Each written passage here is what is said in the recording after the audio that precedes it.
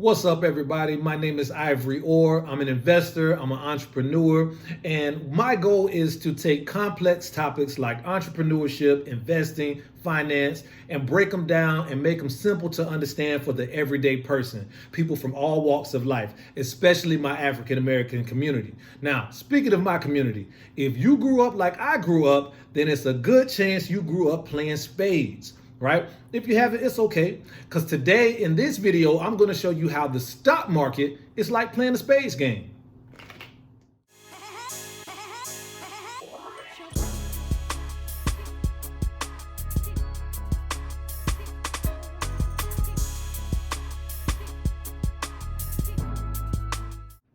Thank you for watching Mind Your Biz with me, Ivory Orr. And today I'm talking to my spades players, right? And I'm going to show you how the stock market is the same thing. Now, before we get started, I need you to hit that like button. I need you to hit that subscribe button and hit that notification bell so more people can see this video, be uplifted, and we can change some lives by changing some bank accounts. Let's get started.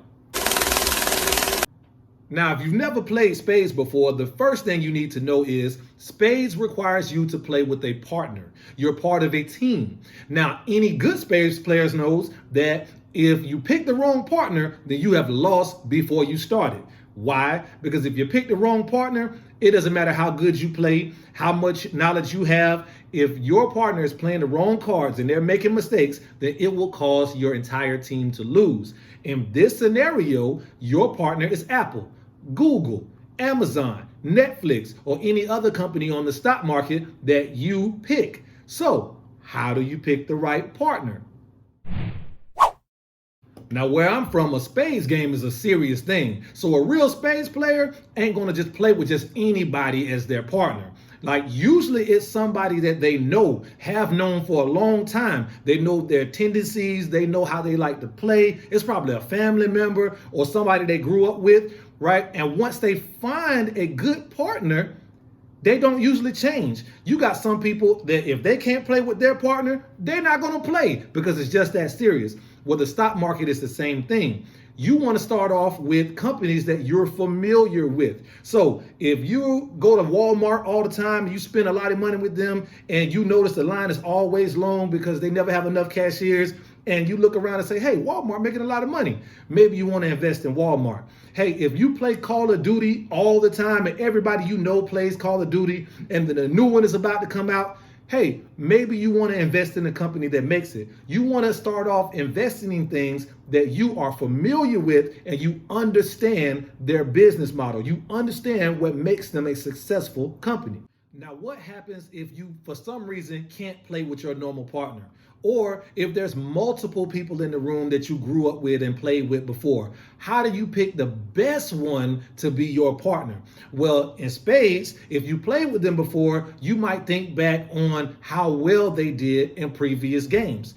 All right, if you've never played with them before, maybe you sit back and watch how they play when they play with others. You pay attention to their moves. You see if they play the right cards at the right time. You're doing your research. Well, in the stock market, that's even easier because on the stock market, every company is publicly traded. That means their balance sheet, their income statement, their cash flow statement, all their financials is public information. You can get on Google or Yahoo Finance or any other avenues online and spend 15 minutes and find out everything that you need to know about a publicly traded company.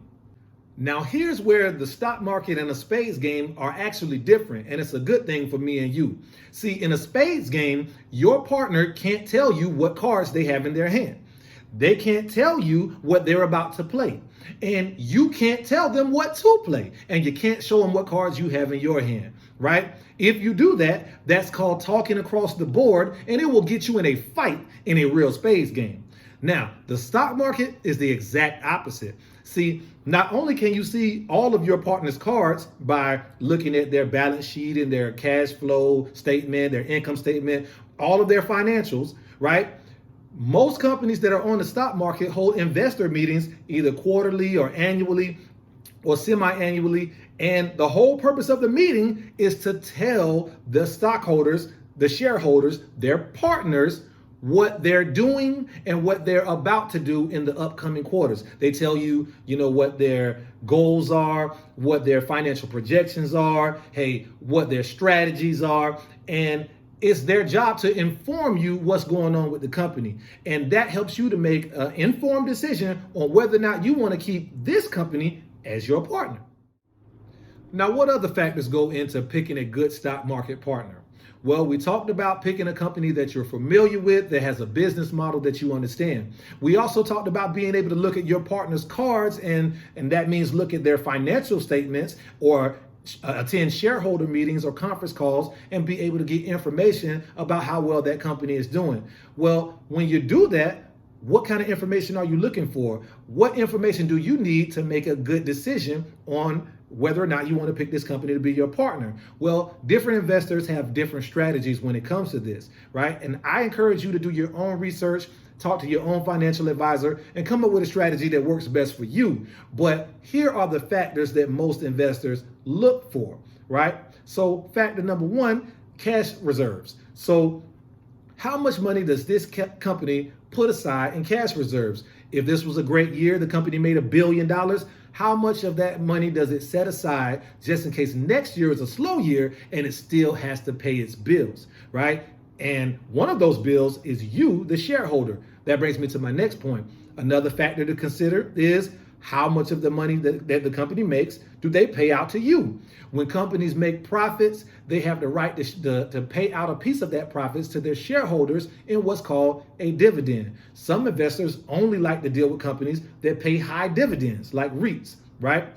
Other investors like to deal with companies that pay dividends more often. See, a dividend can be paid annually, monthly, quarterly, semi-annually. So some investors like to pick companies that pay dividends monthly just so they can base their expenses around it, right? Now, one of the more important things to consider is the consistency of that dividend. And what I mean by that is has that company ever lowered their dividend? If a company pays 5% every year and has been paying the same 5% every year for 100 years, that's a pretty consistent company, right? Now, if that company's been paying 5% and they did that for 2 years, but then they got in some trouble last year and they dropped it down to 3%, that may be a sign that that company's in trouble, and some investors avoid companies like that. So these are just a few factors that you can look at when you're doing research on your stock market partner. Now, the last thing I want to talk about is the fact that we are all unique people and have different personalities. So in a spades game, you're going to pick a partner that has a personality that works well with yours, right? And it's the same thing in the stock market, right? Different companies have different strategies. Some companies take bigger risks, chasing bigger rewards, right? And if you have a risk tolerance that is high, then you may want to invest in those companies.